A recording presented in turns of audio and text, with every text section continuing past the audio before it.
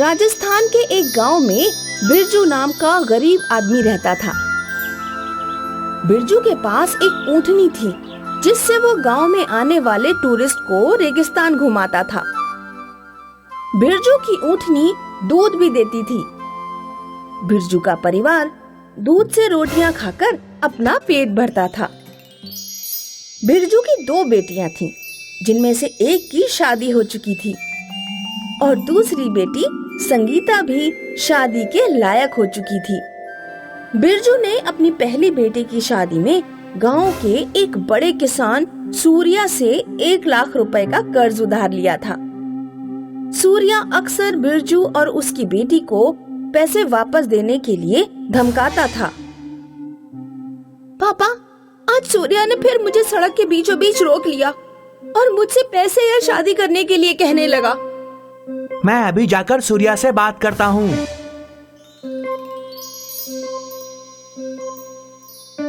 सूर्या, मैंने तुमसे पैसे उधार लिए थे। मेरी बेटी का उससे कोई लेना देना नहीं है। तुम उसे रास्ते में मत रोका करो। अगर तुम्हारे पास पैसे नहीं हैं तो कोई बात नहीं, बस संगीता की शादी मुझसे करा दो। तुम्हारे सारे कर्ज मैं माफ कर दूंगा। देखो, तुम पहले से ही शादीशुदा हो और तुम्हारी उम्र संगीता से बहुत ज्यादा है, इसलिए मैं अपनी बेटी की शादी तुमसे नहीं करवा सकता। तुम्हारे पास सिर्फ इन गर्मियों का वक्त है बिरजू। या तो तुम मेरा पैसा मुझे वापस कर दो या फिर तुम्हें अपनी बेटी की शादी मुझसे करवानी होगी। तुम जानते हो, कोई भी गांव वाला मेरे खिलाफ कुछ नहीं बोलने वाला। सूर्या की धमकी सुनकर बिरजू बहुत परेशान रहने लगा। पैसे इकट्ठे करने के लिए उसने दिन में टूरिस्ट घुमाने के साथ साथ रात में रखवाली का काम भी किया। दिन रात काम करने के बाद गर्मियों के अंत में बिरजू के पास सिर्फ 50,000 रुपए ही इकट्ठे हो पाए। लेकिन एक और मुसीबत आ पड़ी। बिरजू दिन रात काम करने के कारण बीमार पड़ गया। जो पैसे इकट्ठे हो पाए थे वो भी बिरजू को ठीक करने में खर्च हो गए। बेटी, तुम अपनी मम्मी के साथ अपनी नानी के घर भाग जाओ। मैं भी कहीं भाग जाता हूँ। सूर्या ने अगर तुम्हें देख लिया तो वो तुमसे जबरदस्ती शादी कर लेगा। हमारे पास इस गांव से भागने के अलावा और कोई चारा नहीं है। ऊँटनी बेचकर बिरजू ने अपनी पत्नी और बेटी को कुछ पैसे दिए और उन्हें विदा करके बिरजू खुद रेगिस्तान की तरफ चला गया। रेगिस्तान में बिरजू को एक ऊँट मिला जो गर्दन तक रेत में दबा हुआ था। बिरजू ने रेत हटाकर ऊँट को बाहर निकाला और अपना पानी ऊँट को पीने के लिए दिया। पानी पीने के बाद उस ऊँट के मुंह से ढेर सारे 500 के नोट निकले। कहीं मैं सपना तो नहीं देख रहा। बिरजू ने जल्दी से कुछ और पानी का इंतजाम किया और ऊँट को पानी पिलाया। ऊँट ने पानी पीने के बाद फिर से 500 रुपए के नोट देने शुरू कर दिए। इस तरह रात भर में ही 1 लाख रुपए इकट्ठे हो गए। लगता है ये ऊँट पानी पीने के बाद अपने मुंह से नोट उगलता है। अब मैं सम्मान के साथ गांव जा सकता हूँ। बिरजू गांव पहुंचा और उसने सूर्या के पैसे वापस लौटा दिए। लो सूर्या, अपने 1 लाख और मेरी बेटी से शादी करने का ख्वाब देखना भी बंद कर दो। बिरजू ने अपनी बेटी और पत्नी को वापस गांव बुला लिया और एक खुशहाल जीवन बिताने लगा। सूर्या को ये बात बर्दाश्त नहीं हो रही थी कि बिरजू उसे पैसे वापस कर गया। आखिर बिरजू के पास इतने पैसे आए कहां से? सूर्या ने गांव वालों से पूछताछ की तो उसे पता चल गया कि बिरजू के पास एक ऊँट है जिसे पानी पिलाओ तो वो अपने मुंह से पैसे देता है। सूर्या ने एक रात खुद बिरजू के घर में झांककर ऊँट को नोट उगलते देख लिया।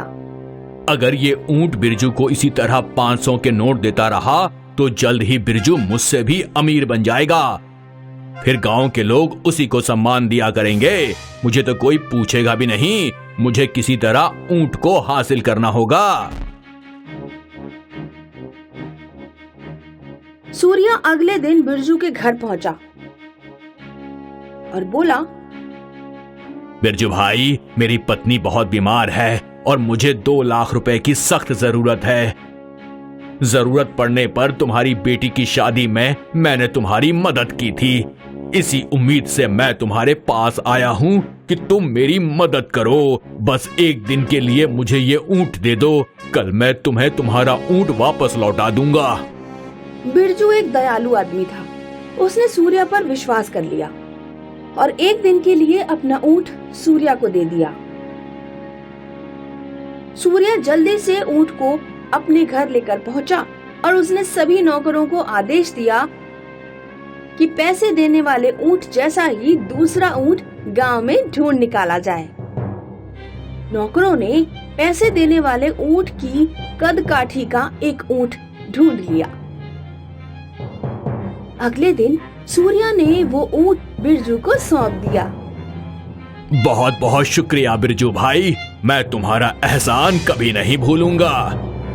बिरजू ने जब शाम को ऊंट को पानी पिलाया तो उसने अपने मुंह से कोई पैसा बाहर नहीं निकाला। बिरजू तुरंत सूर्या के पास पहुंचा।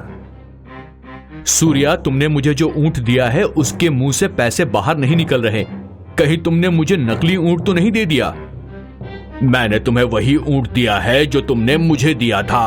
अब उसके मुंह से नोट नहीं निकल रहे तो मैं क्या कर सकता हूँ? हो सकता है उसके पेट में जितने नोट थे वो सब निकल चुके हो।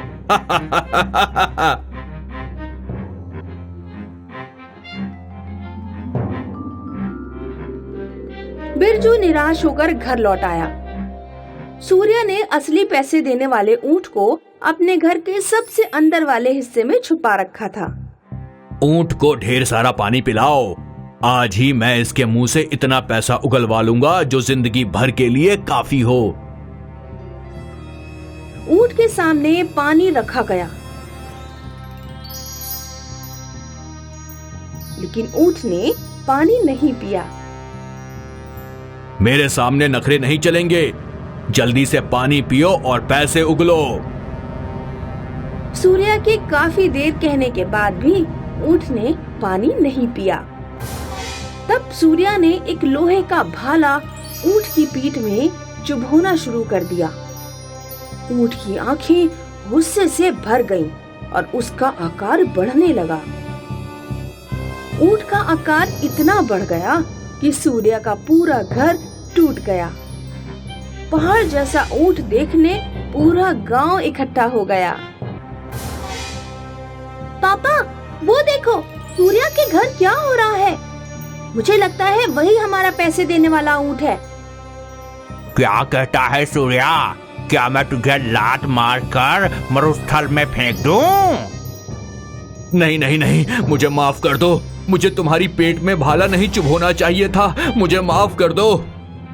आज मैं तुझे छोड़ रहा हूँ। अगर आज के बाद तूने कभी भी मुझे या गांव के किसी और आदमी को परेशान किया तो तुझे हमेशा के लिए थार मरुस्थल में फेंक दूंगा, समझ गया? ऊंट का आकार सामान्य हो गया और वो बिरजू के घर लौट आया। उस दिन के बाद से सूर्या ने बिरजू को कभी परेशान नहीं किया। उड़ीसा में रूपनगर नाम का एक गांव था। गांव में 2 डेयरी थी। एक संगीता की डेयरी थी और उसी के सामने मीना की डेयरी थी। संगीता और मीना में समानता ये थी कि दोनों की ही माँ नहीं थी और दोनों के पिताजी बीमार रहते थे। इसीलिए संगीता और मीना को अपनी अपनी दुकान संभालनी होती थी। संगीता के 2 छोटे भाई भी थे। संगीता और मीना एक दूसरे की खिंचाई करने का कोई मौका नहीं छोड़ती थी। एक दिन जब सुबह सुबह संगीता दुकान खोल रही थी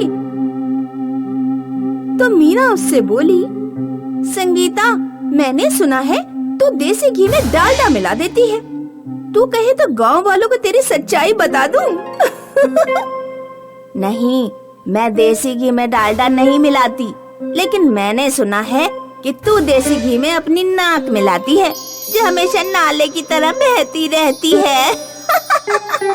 संगीता के पिता एक ईमानदार इंसान थे।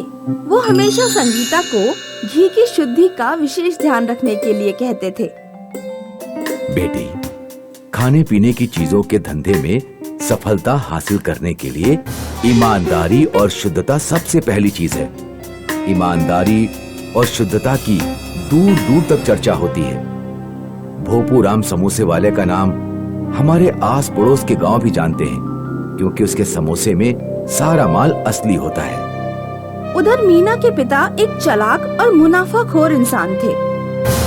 मीना बेटी, धंधे का बस एक ही उद्देश्य है, ज्यादा से ज्यादा लाभ कमाना।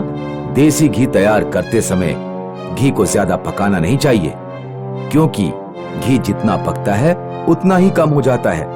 इसीलिए घी को कच्चा ही छोड़ दिया करो। पर पिताजी, मैंने तो सुना है कच्चा घी शरीर के लिए नुकसान देता है। बेटी, इतना सोचोगी तो धंधे में कमाई नहीं कर पाओगी, और फिर घी को पकाने में ईंधन भी तो ज्यादा लगता है। कुछ दिनों बाद संगीता के पापा दुनिया छोड़कर चले गए। पिता के मरने के बाद संगीता के देसी घी की बिक्री खूब बढ़ गई।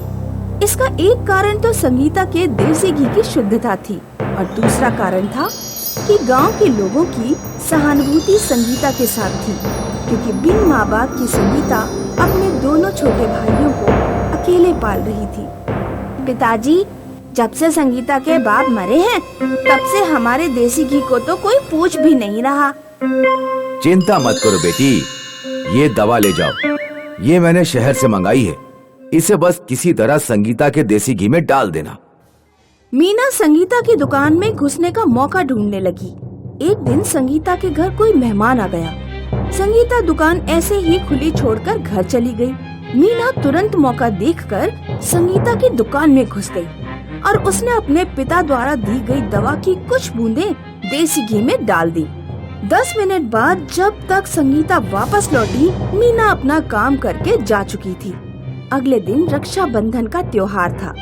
संगीता का देसी घी खूब बिक रहा था, लेकिन जिसने भी देसी घी से बना हुआ कुछ भी खाया, उसे भयंकर दस्त हो गए। और राम बाबू, क्या हाल चाल है? कुछ मत पूछो श्यामलाल, कल देसी घी की पूड़ियाँ खा ली थी। शौचालय जा जाकर हालत खराब हो गई है। मेरी पत्नी ने भी देसी घी की पूड़ियाँ खाई थी, उसे भी दस्त हो रहे हैं। तुमने देसी घी कहाँ से खरीदा था? वहीं जहाँ से सारे गांव वाले खरीदते हैं, संगीता की दुकान से। सारे गांव वाले संगीता की दुकान पर पहुँच गए। देसी घी की जांच कराई गई तो उसमें केमिकल मिला। गांव वालों, संगीता ने आप लोगों के भरोसे का गलत फायदा उठाया और घी में मिलावट की। इसे तुरंत गांव से बाहर निकाल देना चाहिए। संगीता को गांव से बाहर निकाल दिया गया। हे भगवान, मेरी मदद करें। मेरे दोनों भाई अभी नादान हैं। वो क्या खाएंगे और खुद को कैसे संभालेंगे? कहते हैं सच्ची प्रार्थना में बहुत बल होता है। उसी समय रोड से एक जादूगर की टोली गुजर रही थी। जादूगर ने देखा कि एक लड़की सड़क किनारे बैठी रो रही है। क्या हुआ बेटी? क्या किसी ने तुम्हारा दिल तोड़ दिया है, इसीलिए रो रही हो? नहीं, घी में मिलावट के आरोप में गांव वालों ने मुझे गांव से बाहर निकाल दिया है, इसीलिए रो रही हूँ। मैंने तो घी में कुछ मिलाया भी नहीं था। मैंने अपनी जादुई दृष्टि से सब कुछ देख लिया है। तुम एक ईमानदार लड़की हो। अपने गांव वापस जाओ और गांव वालों से विनती करो कि तुम्हें एक मौका और दें। साथ में मेरा देसी घी ले जाओ। इसे अपने देसी घी में मिला देना। एक बात और। जादूगर ने संगीता के कान में कुछ कहा। संगीता गांव वापस लौट आई और उसने गांव वालों से हाथ जोड़कर माफी मांगी। बहुत विनती करने पर गांव वालों ने उसे एक मौका दे दिया। संगीता ने जादूगर का दिया घी अपने देसी घी में मिला दिया और फिर से घी बेचना शुरू किया। गांव में अब कोई संगीता का घी खरीद ही नहीं रहा था। सब लोग मीना की दुकान पर जा रहे थे। काफी दिन बाद एक आदमी संगीता की दुकान पर आया। कैसे हो मंटो काका, सब ठीक ठाक तो है? बिटिया बहुत बीमार हूँ। सिर में दर्द, बुखार, पैरों में दर्द, कमर में दर्द, कोई बीमारी खत्म ही नहीं होती। मुझे जरा 250 ग्राम देसी घी दे दो। मंटो काका ने रात में देसी घी के पराठे खाए। जब वो अगले दिन सोकर उठे तो उनकी सारी बीमारियां गायब हो चुकी थी। मंटो काका ने घूम घूम कर पूरे गांव में खबर फैला दी कि संगीता के देसी घी से उनकी बीमारियां ठीक हो गई हैं। फिर क्या था, गांव के लोग संगीता की दुकान पर टूट पड़े। मीना की बिक्री फिर से कम हो गई। पापा, संगीता के देसी घी से बीमार लोग ठीक हो रहे हैं। हमारे घी को कोई पूछ भी नहीं रहा। चिंता मत करो बेटी, इस बार मैंने शहर से एक ऐसी दवा मंगाई है जो दस्त के साथ साथ उल्टी, बुखार और खुजली भी करेगी। मीना फिर अपने पिता द्वारा दी गई दवा संगीता के घी में मिलाने की फिराक में रहने लगी। एक दिन संगीता जब घर पर खाना खाने चली गई तो मीना ने उसकी दुकान में घुसकर देसी घी में दवा डाल दी। अब आएगा मजा। मीना जब अगले दिन सुबह को दुकान खोलने पहुंची तो उसने देखा कि संगीता की दुकान पर गांव वालों की भीड़ लगी हुई है।